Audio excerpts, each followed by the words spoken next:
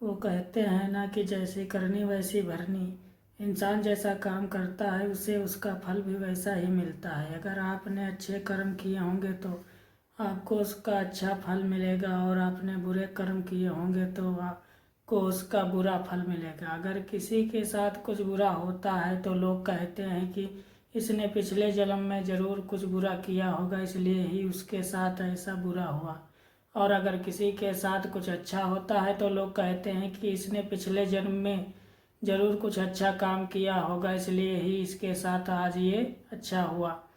देखा जाए तो आज के ज़माने में इंसान को अपने इस जन्म का हिसाब इसी जन्म में चुकाना पड़ता है, क्योंकि पहले भगवान नोटबुक पेन लेकर के हिसाब करते थे इसलिए उन्हें हिसाब करने में देर लगती थी। आज के ज़माने में भगवान के पास भी लैपटॉप आ गया है, जो उन्हें इंसान के कर्म का फल देने में यानी कि हिसाब करने में देरी नहीं लगती है। आज की ये कहानी जैसी करनी वैसी भरनी भी उसी के बारे में है। एक बार एक व्यक्ति को रास्ते में यमराज मिल जाते हैं। वो व्यक्ति उन्हें पहचान नहीं पाया। यमराज ने उस व्यक्ति से पीने के लिए पानी मांगा। उस व्यक्ति ने बिना कुछ सोचे और बिना एक भी क्षण गंवाए यमराज को पानी पिला दिया। पानी पिलाने के बाद यमराज ने उस व्यक्ति को बता दिया कि वो उसके प्राण लेने के लिए आए हैं, किंतु उस व्यक्ति ने यमराज की प्यास बुझाई है, इसलिए वो उसे अपनी किस्मत बदलने का एक मौका देते हैं। इतना बोलने के बाद यमराज ने उस व्यक्ति के हाथ में एक डायरी दे दी और उस व्यक्ति से कहा